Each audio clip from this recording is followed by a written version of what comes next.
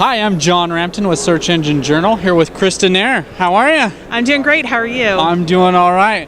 Now, you have been called a social media and mobile expert, correct?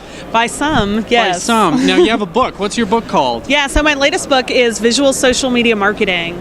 Let's get that up. Visual social media marketing. Tell me about it. Yeah, so I started coming up with the concept a few years ago, and really when I looked at all the trends in social media, the big exciting thing that was happening was everything was becoming visual, right? Pinterest was taking off, Yeah. Instagram. Now, do you love Pinterest?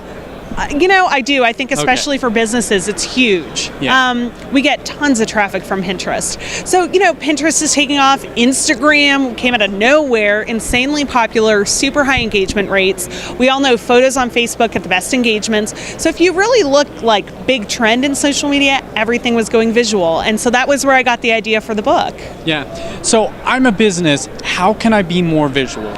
Sure. So here's the first thing that you need to look at.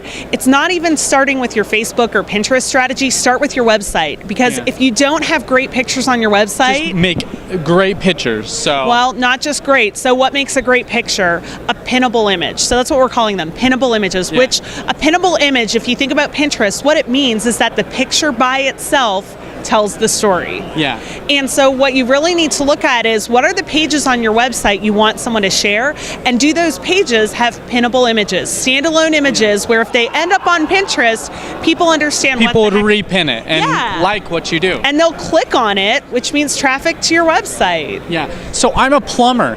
How can I make more pinnable images? Sure. So start with what are the pages people might want to share. Yeah. When you look at pinnable images, there's easy ways to create them. One of the most obvious ones is to take the pictures you're already using and add text to them. Okay. Or create a custom image. Are there any apps that you recommend to do that? Yeah, I use a mobile app called Fonto. It's Phonto. It's Fonto. amazing. Yeah, there's a presentation iPad app called Haiku Deck, which is really powerful.